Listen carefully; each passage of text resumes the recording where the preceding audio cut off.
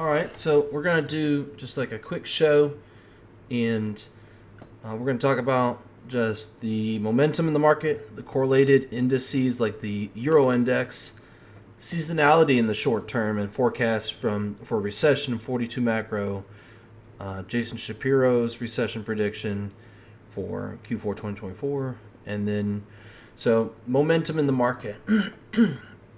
Most everything here has been related to the momentum in the market. That strong push we had was the price line coming into the trend line and this momentum indicator. This is the best way I've found to measure volatility and momentum and see it visually. It's very hard to see momentum without using a moving average, and in some way this is similar. It's just depicted differently. And the best way I can say is that when these two pinch together, volatility and momentum happen to where there's these big moves. So when it got really close to pinching here, we knew like a big candle was coming. And also, depending on the direction of the black line would be the direction the market would move in terms of trending. So I got my eyes on the weekly and the daily. The daily, when it pinches, it really has an impact of jumping from a 3% day to like a 6% or higher day. We are just underneath the black trend line to where we could pinch again to the upside. And when that happens, I have no idea. But right now, we're ranging between the previous 3-day high, previous 3-day low. And I have no idea if we're going to sweep the previous 3-day low or the previous week high, or if we're going to just close the week above the previous 3-day high. I have no idea. But just seeing the momentum indicator, it's called the DBT Momo. We've altered it to where we've it has an oscillator kind of effect. We've altered it so that it's a line, and we can see when it pinches together. And right now on the weekly, we're definitely pinching together right here. So the expectation is that we would get a lot of volatility going into the weekly close. And if we do have an up day on Friday, we would see the price line come into the trend line and would have a lot of volatility. And the same could be said to the downside, that we're expecting a lot of volatility, and it could be a sign we're close to the top. It's alluding to that. If we were to look at the weekly, it looks like it's being held down by resistance that we see here. Turn off these moving average channels. As you can see on this up candle close before the downswing, we use the up candle close before the downswing as a point of reference for resistance, and that's where it's resisting. It's struggling to close the week above this level, and we're seeing it as being respected. But it's also in conflict with our forecast. Our forecast is up here. So in order for us to really get into that range, we need to see the week close above this line to really see access to the top of that range. And the range, if I were to define the range, it's pretty much, where's my measurement tool? It's from here to here. This is the range we want access to. And then our forecast target is pretty much here. So for a forecast to come true, we need to close the week above. And that's kind of like the buzz of the topic, because we're trying to trade this forecast. So talking about the momentum and finishing that up, we are overextended. We're getting topping signals left and right on the weekly, the daily.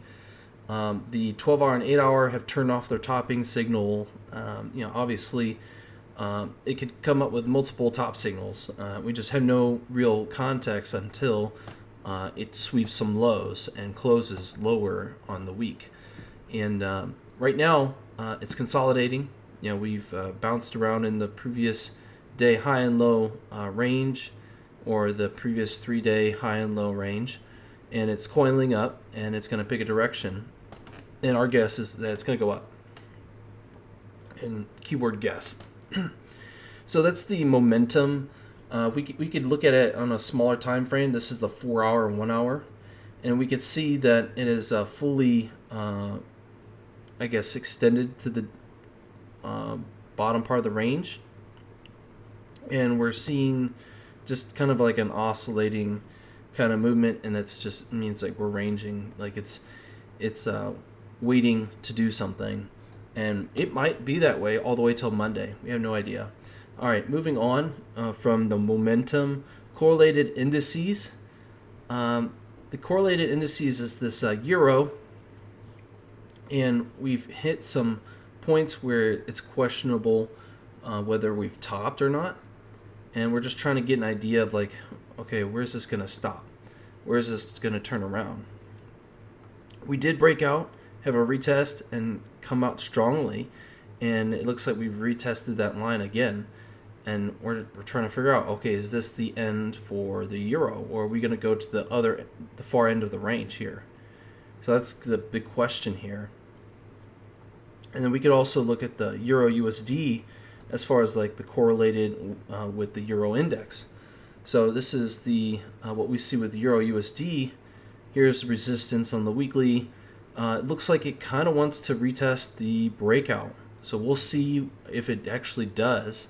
But we also have all the way, we're in the lower part of the range, so it looks better to long than it does to short, because shorting into support, you look at that risk to reward, it doesn't look appealing in terms of the weekly basis. So the idea is like we're more likely to go long and risk on. So we'll see what happens. There is no certainties in this business. And then we go in the 12-hour. This is when we start to see like the moves start to take hold in terms of market structure break. We broke on the 12-hour. We broke on the. We didn't break on the daily yet, but we broke on the 12-hour, and we're just trying to figure out from here, where do we go?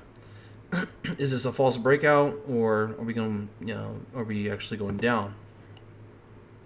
And we have yet to break. We broke the 4-hour. Now the question is, do we go deeper, lower? That's the question. Or do we come back up and we close the week higher? And it's very uncertain what's going to happen. The main thing I wanted to share with this is that we broke on the daily here on the Euro Index, and we got this range here. We got from here to here. And is it time to go down here? That's the question. Or is this a false breakout, and we're going to go one more higher and then break down? And I think that's the case. We look on the 12-hour, we got the two, we just retested the one on the bottom. Now we got to go retest the one on the top. Now it's a war between the bulls and the bears of the Euro Index, and which way is it going to break out? And based on our forecast, we want to see it break out to the upside and squeeze out these bears for one more time before going to the downside. So that's kind of just what I see as responsible for what made the down move, is that there was a liquidity purge of the bulls on the Euro Index, and then now it's a battle between the two sides to see which one wins. So now, after talking about the momentum in the market, the correlated indices like the Euro Index, and now we're going to talk about Larry Williams' take on price seasonality in the short term, specifically through his indicator. So this is the SP500, and then the Williams True Seasonal, and the seasonality says like, hey, we're likely to see some kind of top between now. So now is roughly 720 going into 721. It looks like it's going up, and then we see some kind of top going into either the close of July or into the middle of August. we look at our forecast that we got here with the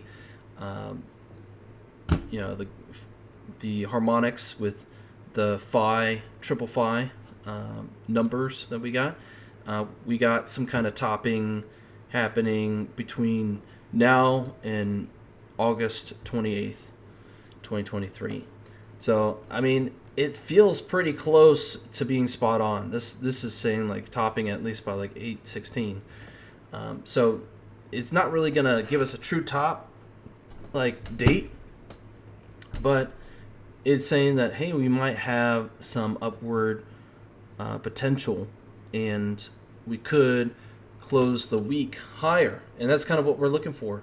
We're looking for a weekly close above this weekly resistance to get access to this channel to the upside to hit that target where our forecast is said to complete. And that's the Williams short-term opinion from Larry Williams. And then forecasts from 42 Macro, you know, obviously they got a recession forecast for Q4 2023 or Q1 2024. And in my eyes, that's going to be the soft landing. And then we rally a little bit from there, from the Santa into like a Santa rally. And then Jason Shapiro, his recession forecast is Q4 2024. And from what I've seen here, in terms of like making the harmonics work, it only can really work by putting it here in this manner on the green one. So if we were to show the last one, so we're forecasting it'll go here, and then the soft landing scenario, Santa rally into March, and then we come down into Q3, and I'm saying that I think both the 42 Macro and Jason Shapiro are correct in some way, and we're also acknowledging the bonds as well. But that's kind of like the conclusion of just like the forecast is like we got a short-term forecast, we got a long-term forecast. The short-term is trying to nail this pump. What's left? You know, is it done now or is it done later? And then next is like pretty much the next two swings, which would be A to B and then B to C. Those would be the next two short-term pumps, and then C to D, which is the long-term forecast for the recession of what we expect. And the more that it completes in fills every target, the more likely I think the recession is definitely going to hit the price of, around that where we expect it to go. But this is kind of where it's exciting, is because we got plans of where it's going, and we get to see how true it becomes over time, and we take appropriate risk as it goes. So that's pretty much it. Thanks for watching. See you next video.